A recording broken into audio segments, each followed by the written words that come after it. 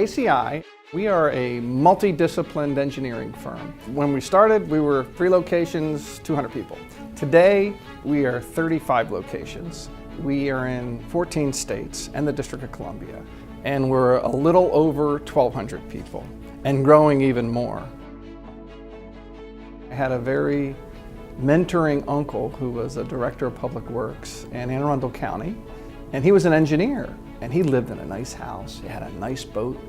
And I said, I want those things. And he said, well, become an engineer and you can do this. So I decided to become an engineer based upon strong math and science skills, poor English skills. And lo and behold, I went to college and got my BS and came to KCI in 1977. The reason I came back to Baltimore was to work at KCI because I wanted to get a master's at night. And my company would help pay for it. I've worked for Terry roughly 25 years. I can honestly say that I have seen Terry very rarely be wrong in a business sense. And that's not to just say he's got good instincts. Terry's willing to put in the work.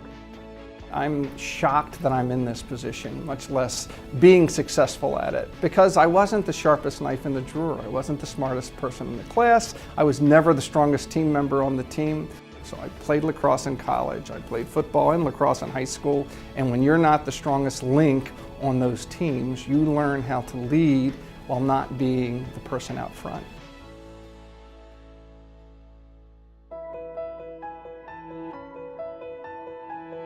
I come from very humble beginnings. My father was a Baltimore County police officer, was a World War II veteran, Korean War veteran, basically got through the 8th grade. He passed away when he was 45. So my mother was raising 3 children as a widow at 35. So as a young child, I was convinced that if I ever made it and did well, I would find a way to give back to the communities that have helped make you successful. So I have made that a mantra in my own personal life, and we've made it a mantra here at KCI. And he's been so instrumental for us at United Way of Central Maryland and in building our campaign here in Central Maryland. And as KCI has grown, United Way has grown across the country with KCI. For the last many years, KCI every October, November has done a pumpkin chunkin contest.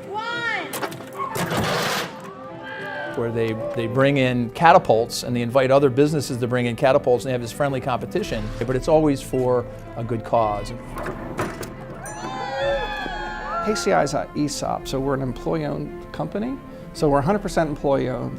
Nobody owns more than 2%. And everybody has a piece of the rock, so we have 900 owners.